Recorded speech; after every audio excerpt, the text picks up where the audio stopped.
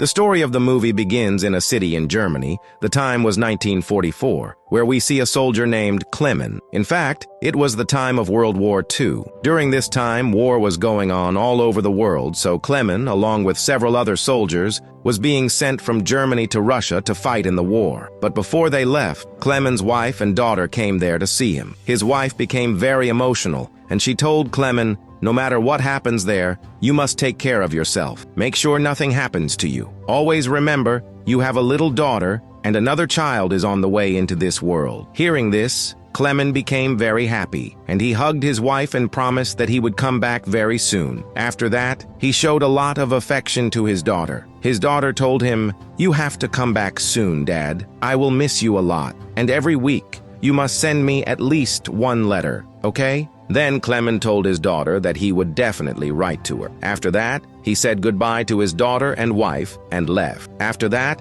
all of them together set out for the war and arrived in Russia. But after a few months, it was seen that in this war, Clemen's country, Germany, had lost. As a result, all the German soldiers who had come to fight against Russia were given severe punishment by the Russian government. Each of them was sentenced to 25 years in prison. However, they were not sent to any prison in Russia. Instead, arrangements were made to send them to a very dangerous prison in Siberia, which was located at the far end of Russia. To reach there, they had to travel continuously by train for about 17 days, covering nearly 10,000 miles. And this railway route was the longest railway route in the world. So after that, a terrifying journey began for the German soldiers. As they moved forward towards Siberia by train, the cold seemed to increase just as much. After the first few days of the journey, the cold became so intense that the soldiers could no longer bear it. They all felt as if they were freezing solid. Even if someone leaned against the train, ice would form on their body and stick them to the train. So in this way,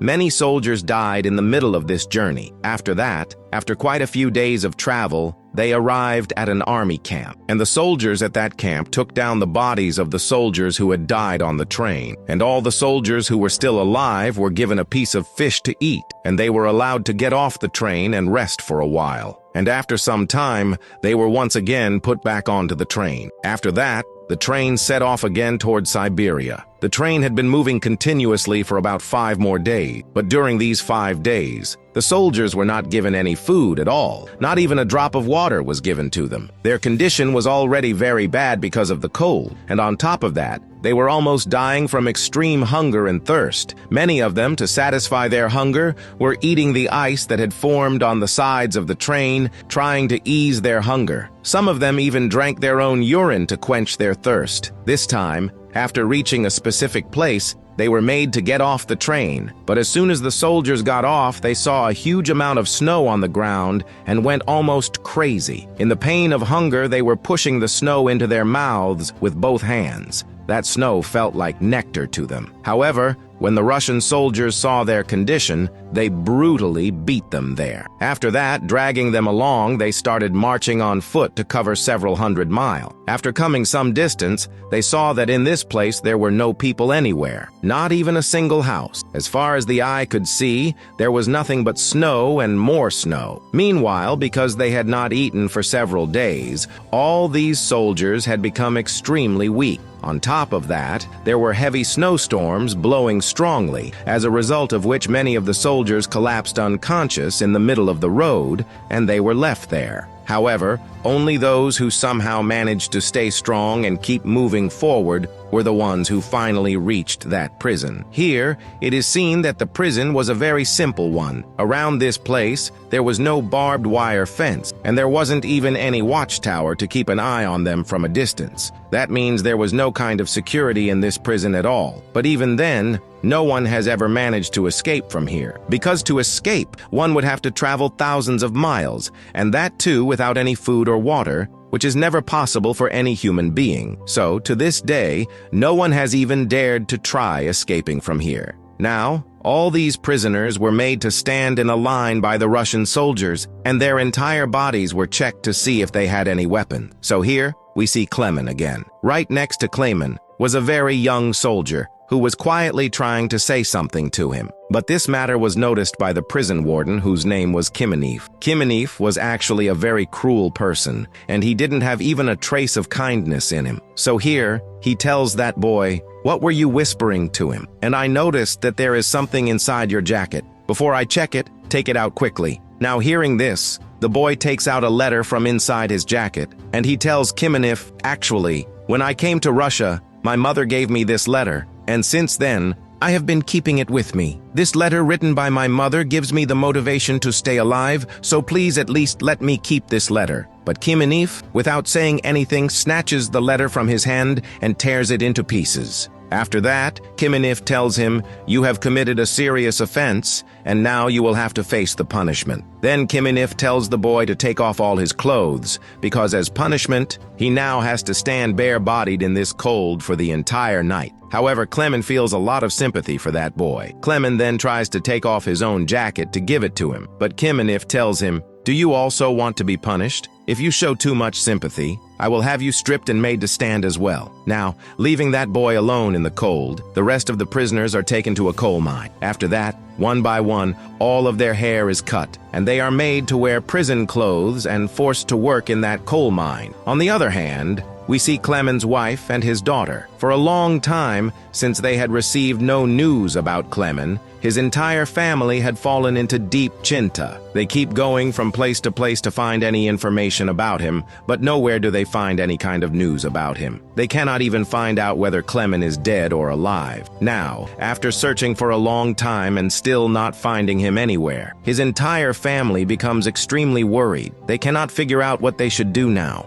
After this incident, as time passes, about 4 years go by. Now the time was 1949, where we see those German prisoners again. They are still being kept imprisoned inside that coal mine. But now, their situation had become even more terrible, because they were forced to do hard labor in this coal mine all day long, and in return, they were given a very small amount of food. That too was stale, rotten food, and it was given only once a day. They didn't even get a chance to take a little rest during work. On top of that, the work was so hard that by now, many people had died. Besides that, due to frequent collapses, someone or another would die every few days. Now, after a few days, it is seen that one of the prison's generators had broken down. So, Clevé is brought into that generator room. Actually, before becoming a soldier, Clevé was a mechanic, so fixing this was not a big deal for him. That's why Clevé was given the responsibility to fix the generator. However, Clevé sees that there is a major problem with it, so it will take him a long time to fix it. Because of this, the soldiers leave him there to repair it. Clevé then spends the whole day working on that generator,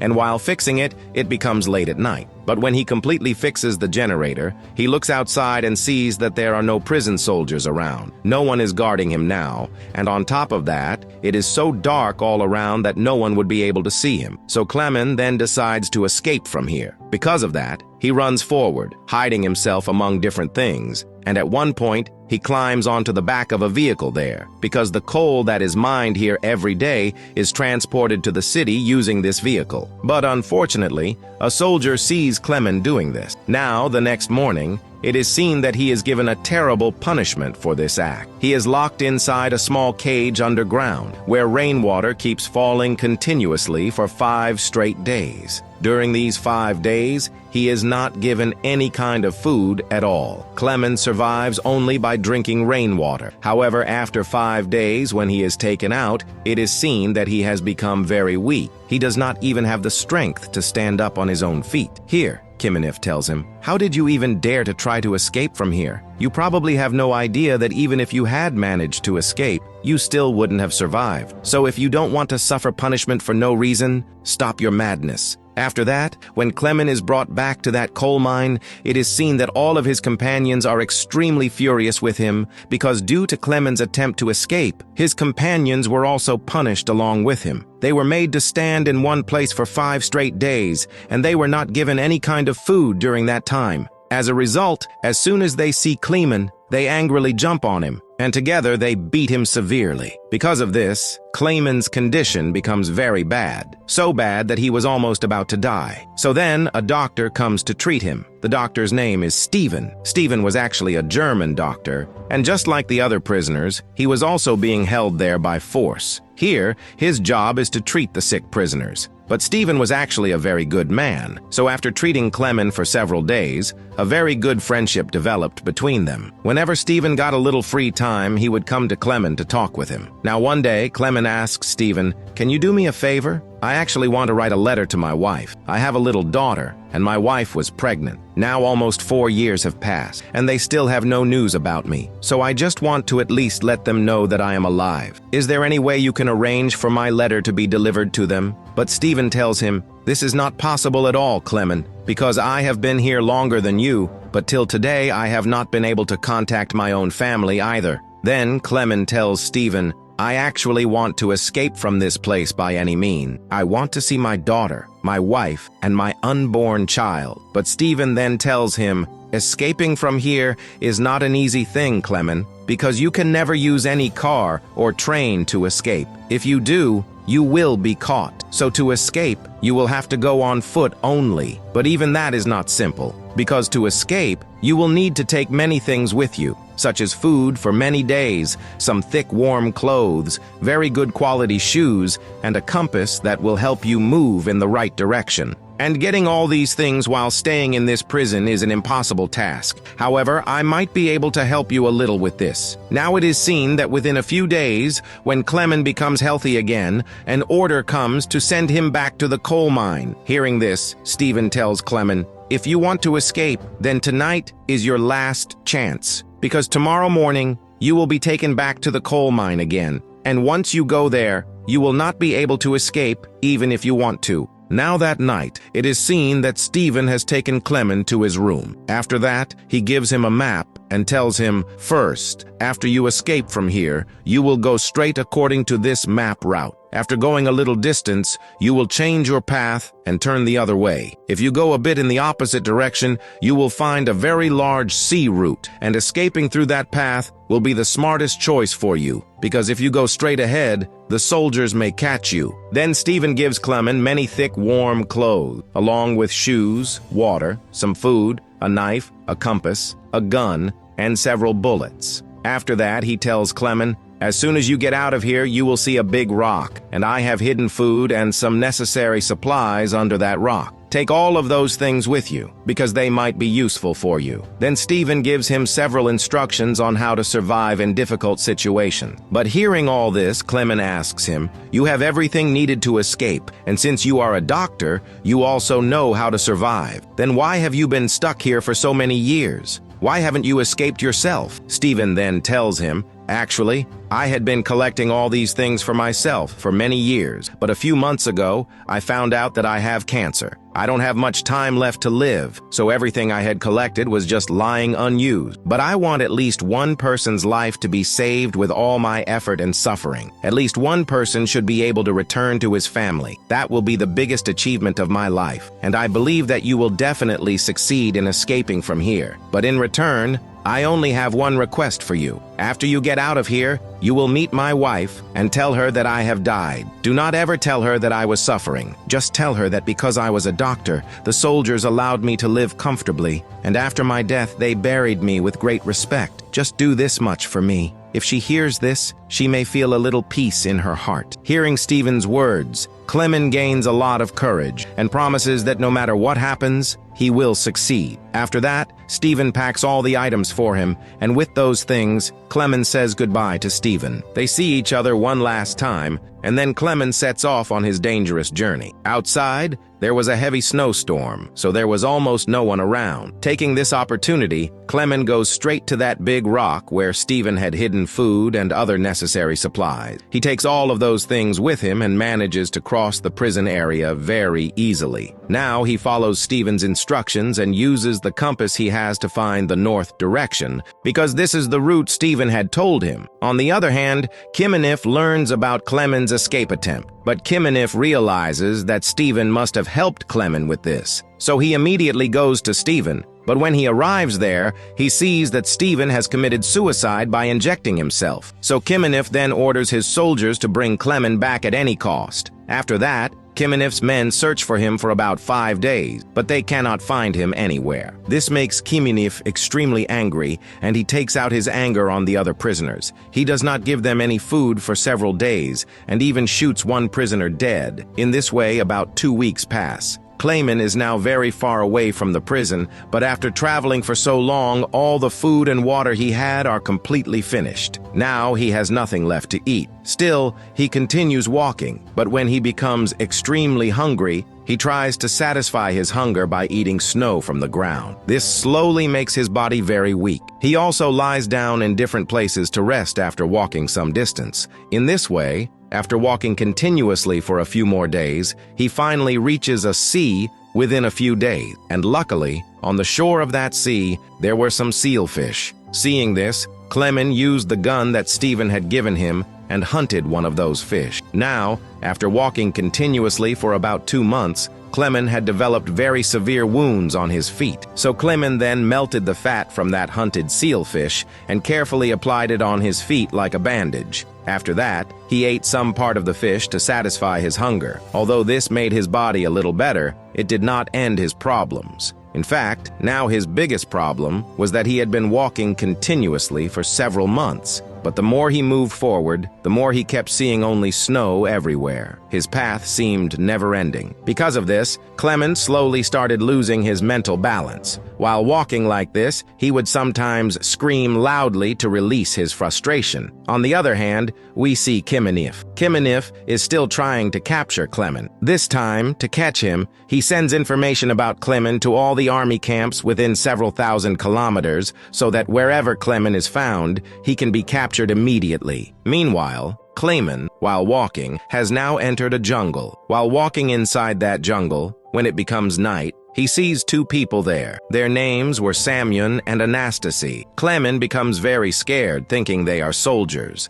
and points his gun at them. But then those people tell him that they are hunters. In winter, they come into the forest to hunt, and in summer, they work nearby searching for gold in a river. Then they also tell him, "We clearly understand that you have escaped from a prison, but don't worry, we will not harm you. But now, the condition of the sky does not look good at all. A big storm could start within a very short time, but we have a safe place. You can come with us if you want." But Clemen does not trust them at all, so to save himself from them, he leaves that place. But after coming a little distance, a very strong storm suddenly begins there. The wind starts blowing so heavily that Clemen cannot even stand properly in one place. All the big trees around are breaking down, and suddenly, a huge tree falls on Clemen, and he loses consciousness right there. But when he regains consciousness, he sees that Samyun and Anastasia have come to save him. Seeing this, Clemen starts trusting them, so he goes with them to that safe place. Slowly,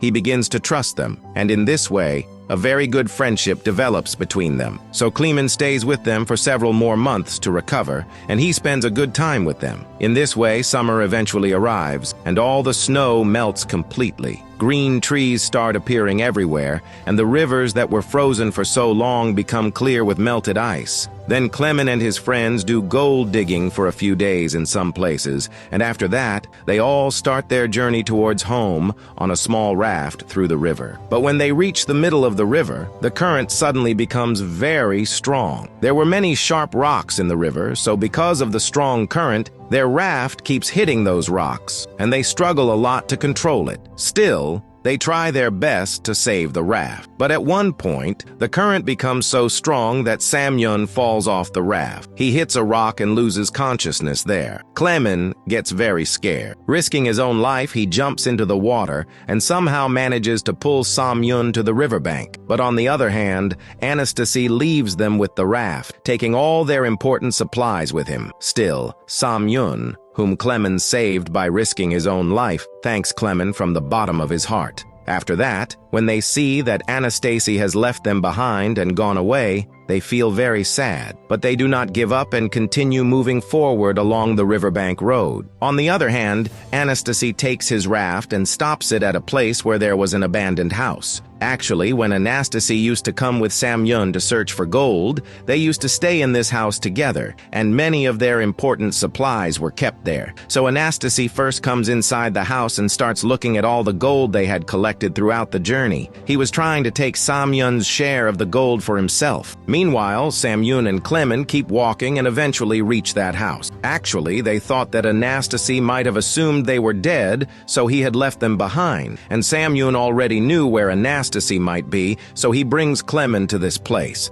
After coming here, he first looks for his gold, but he sees that the gold is not in his bag. Anastasia then tells him that maybe the gold fell into the river while coming here. But hearing this, Samyun gets very angry. He realizes that Anastasia is lying to him. When he demands his gold back, Anastasia refuses to give it. So in a fit of rage, Samyun shoots Anastasia and kills him, and then starts packing his things to leave. But Clement is very angry with Samyun for killing Anastasia like this. He keeps saying that it was not right to kill him, but Samyun tells him, "I am leaving from here. If you want to come, then come." Saying this, Samyun leaves the place. Although Clement did not want to go with him, he had no other choice, so he follows him. After that, both of them walk and travel a long distance again. After several days, they reach a place that was a snowy, mountainous area. But here, it is seen that Samyun's body had become very weak. He could not even walk properly with his heavy bag. Seeing Samyun's condition, Clement tells him,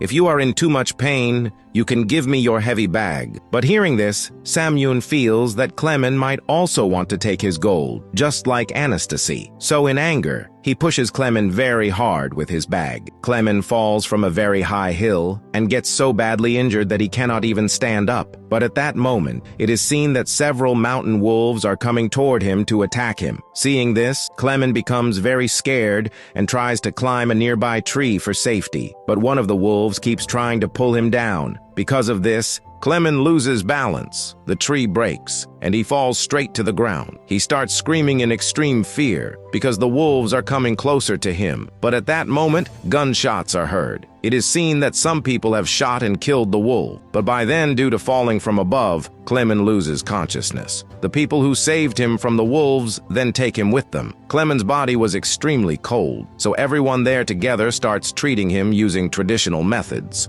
But his condition was so bad that he remained unconscious for several days. After a few days, when he regains consciousness, he sees unfamiliar people around him who have been taking care of him all this time. One of them was a man named Colvin, and it was Colvin who saved him from the wolves and brought him here. Now Colvin tells Clement, "You can stay here for as long as you want because your condition is not good at all and you need a lot of rest." Hearing this, Clement feels very happy. After a few days, it is seen that Colvin leaves for another city for some urgent work. On the other hand, Kiminif is still searching for Clement. He has sent news even to all the villages far and wide that if anyone can capture a person named Clement, they will be given a huge reward. Colvin learns about this news and he quickly returns to his village to warn Clement. He tells Clement how the soldiers are still searching for him, so he should leave for home as soon as possible. By this time, Clement had fully recovered, so the next morning he packs all his belongings and says goodbye to everyone in the village before setting out toward his home. But when he moves a little distance away,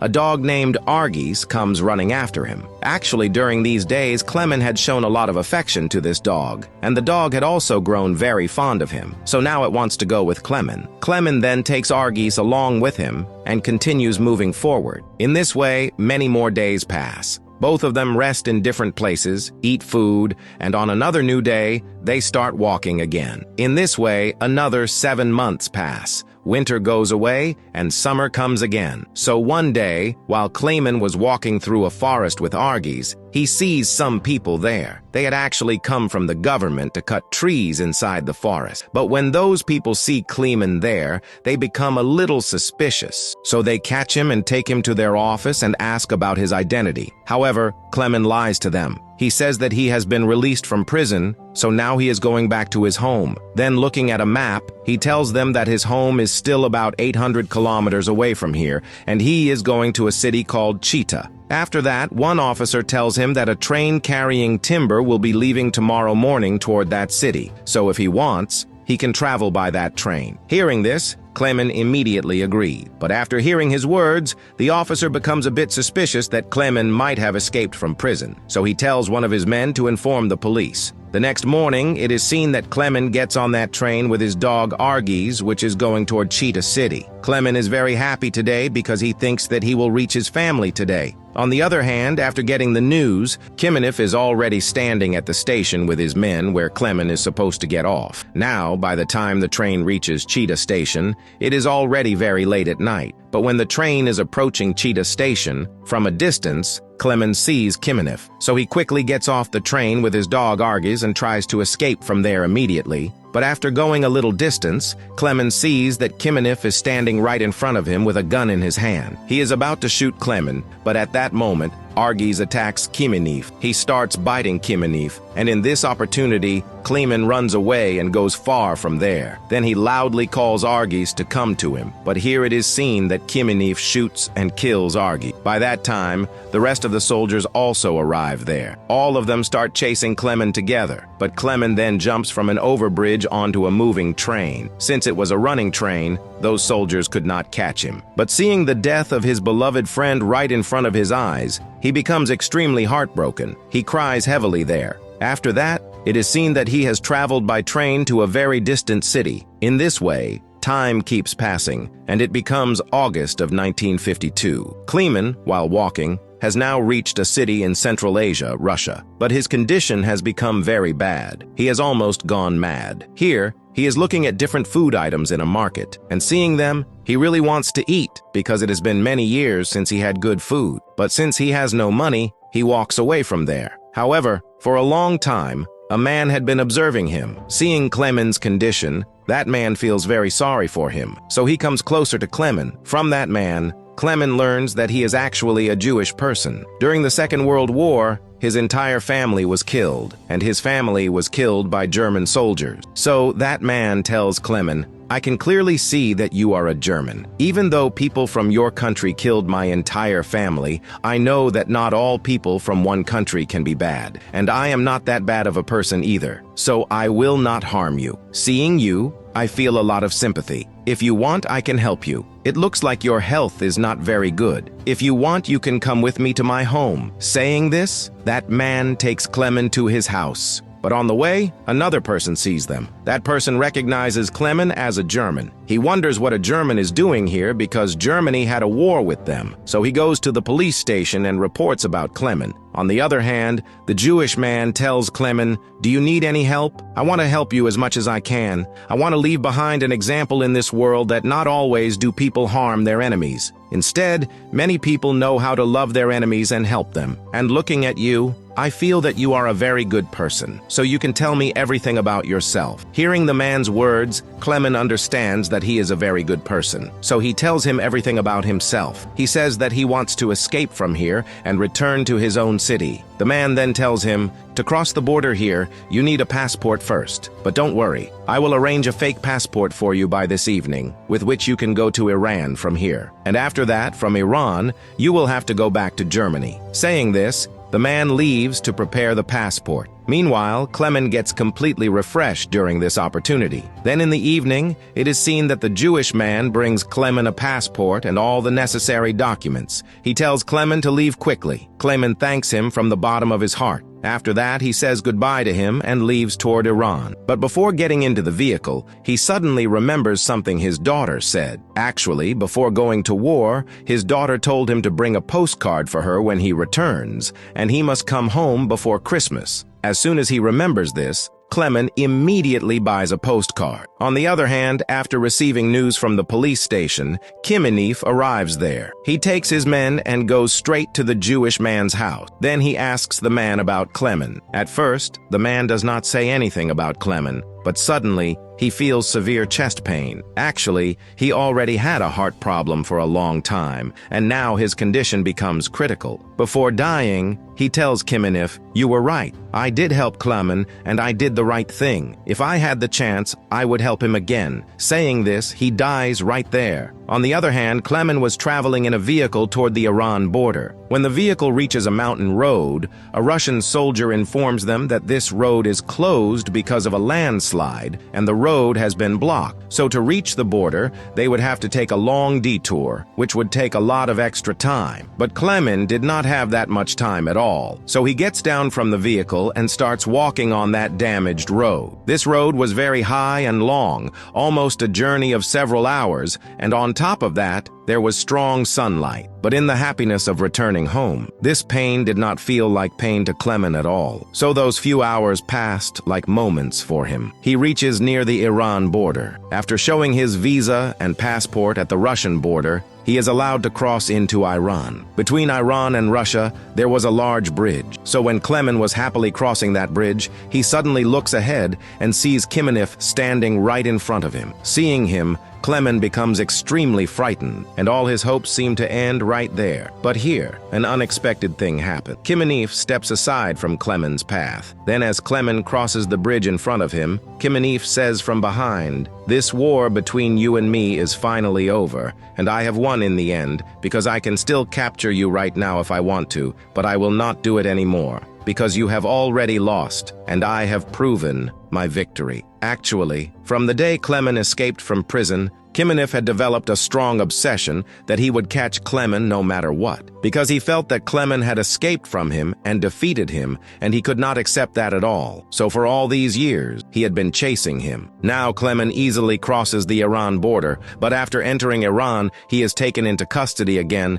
and sent to prison. Because the people of Iran think that he might be a Russian spy, so he is sentenced to death. But he keeps trying to explain to everyone that he is not a spy, and that he has actually escaped from a prison at the far end of Siberia, traveling thousands of miles for the last 3 years. But no one believed his unbelievable story. However, the Iranian government gives him a chance to prove himself. He then says that they should call his uncle from Germany, who was actually a very famous minister in Germany. So the Iranian government quickly arranges to bring him there. But when he arrives, it is seen that his uncle cannot recognize him at all, because the last time he saw Clemen was 15 years ago, which is a very long time. And due to so many years of hardship and suffering, Clemen's face had completely changed, so it was very difficult for his uncle to recognize him. However, his uncle brings a photo album with him. He shows the album to Clemen and asks him, "What are the names of these people? And what is your relationship with them?" Then Clemen correctly says their names and explains his relationship with each of them, which makes his uncle very emotional because he realizes that this is truly Clemen. So immediately, his uncle hugs Clemen tightly, and both of them start crying heavily there. Then his uncle makes all the arrangements to take him back to Germany. After so many years, Clemen finally returns home, but he does not go inside the house. Instead, he stands outside near the window and looks at his family. He sees that his wife has now grown much older. His little daughter has also grown up, and the son who was born after he went to war is now grown up as well. Clemen becomes very emotional seeing them. Then it is seen that Clemen's wife is going to a party with their children, because it is Christmas. Clemen then remembers what his daughter once said, that he should return before Christmas. When his wife and children leave the house, he follows them from behind. After they arrive at the party, Clemen calls his wife from behind. When his wife turns around and looks at him, she cannot believe her own eyes. It feels like she is seeing a dream, because for all these years, she thought that Clemen had died. But she had loved Clemen so much that she never married again. His daughter immediately recognizes him and runs to hug her father. His wife then comes closer, touches him for a long time, and when she realizes that it is not a dream, she hugs him and starts crying heavily. Clemen is also crying, but now these are tears of happiness, because after so many years, he has finally got his whole family back. In fact, if there is courage and determination in a person's heart, it is possible to face even the hardest situations in life.